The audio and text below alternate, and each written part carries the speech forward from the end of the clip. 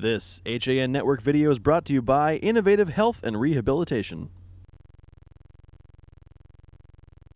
I'm Kate Czaplinski for the HAN Network, and today we're at Milford's Department of Public Works. I'm joined by Bill Plantamura, who is the acting sanitation foreman here in Milford. Bill, thanks for having us. Thank you. Thanks for coming. And we're talking about something important today that I know is an issue here in Milford and in any community that does single-stream recycling, right? Absolutely. And that's what to properly recycle. Right. Right now, about what percentage of the City of Milford is putting the right things in their recycling bin? We have about 22% that actually can go to our standards of things that should be in the recycling bins. Everybody tries. Yeah. And you'll see everybody's got a bin out there. Right. But it doesn't mean that they're putting the right things in those bins. And what are the consequences of only being at 22% and not having more people put the right things in? Well, eventually we bring it to Winter Brothers in Shelton, and eventually they're just going to start finding the trucks. They already take pictures of what comes out as far as the loads. So it's not going to be a good thing for Milford residents if we keep in non-compliance like we are. Right, so it's going to cost the taxpayers eventually. Absolutely. All right, so let's talk about what we should recycle. Let's start with paper and cardboard. What can we put in the bins? Basically any type of paper, cardboard, corrugated cardboard, your cereal boxes, your toilet roll endings. Ah, that's a good one. Never even thought of that one. Your soap. The soap is cardboard. Soap boxes, right? There's quite a bit out there as far as the cardboard and the paper. And this is what I didn't expect. Yes, soft cover books. Okay, not hardcover books. That's right. All right, but that's interesting. I didn't know you could recycle those. And you brought up a great point, something we all want to get rid of. Junk mail. Yes. Yeah. So that can go right in? Yes, it can. Oh my gosh. Also magazines. Right. Magazines can go in there. And so let's talk again about what paper and cardboard can't go in. The only cardboard is the wax. Like your milk cartons, they have the waxy. Right. Oh, so those can't go in there. Right. Interesting. Yes. So no milk cartons. That's good to know. And now moving on to metal, glass, and plastic. There's actually a lot of things you can recycle that I didn't realize. Can we go through that list a bit? Sure. Basically anything metal, as long as you remove the lids. And the plastic, even it used to be you couldn't put the black microwavable stuff in there, but now that's accepted. So basically the only plastic you can't put in there is like oil containers and your garden spraying stuff, chemicals. You can't put that in there. Well, all right.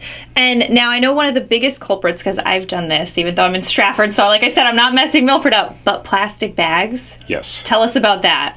Well, everybody takes their recyclables and they put them in the plastic bags. Right. And instead of going to their container and dumping it out, they put the whole thing in there. Well, what that does is it gets to the recycling plant and it messes up their shredder, because instead of being able to shred everything, now you have the plastic getting intertwined and it causes major breakdowns for them. So that's costing them money. Right. So take the items in the plastic bags, then dump them in the bin and get rid of the plastic bags. Yes. Okay. And I noticed you even have some bubble wrap here. Can't recycle that. No, bubble wrap, the little styrofoam peanuts, the styrofoam containers from like your meats or whatever. Right. None of that is recyclable. Even the Dunkin' Donuts, everybody thinks the Dunkin' Donuts cups. Yeah. Well, the styrofoam ones aren't. Oh, so the small ones you can. The plastic ones. Oh, okay, got it. And even the paper cups they have, that has a wax on it. Wow. So those aren't recyclable. Right. And so I think the lesson is there's a lot of things you can recycle, but how can people find out? What if they need a list in front of them? They need to know what they can recycle and what they can't. Well, you could go to Connecticut, Milford, Connecticut.gov, and there should be a list up there of what we do. Or you could just call up here at the city yard. Yeah. And dispatch has a list. Right. And I know MilfordMirror.com has been posting that list of what can and can't be recycled as well. But we have to talk, what are some of the strangest things that people have tried to recycle? We're a little scared to find out, but... feminine products used. Really bad. It's a lot. in there. Construction materials, cigarette ashes, leaves, acorns. Acorns. Yes.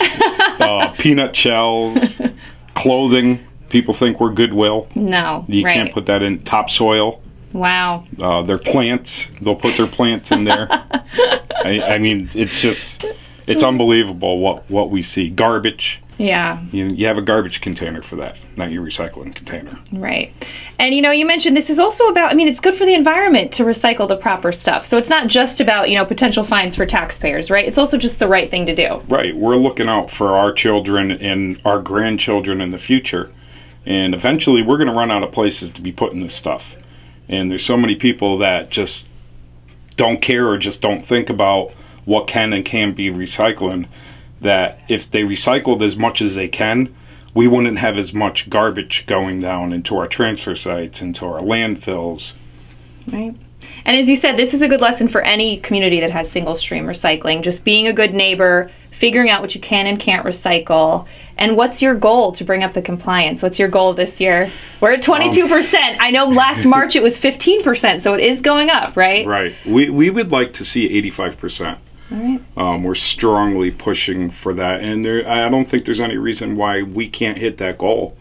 We do a lot of things for as far as going into the community. The Oyster Fest, we set up a tent.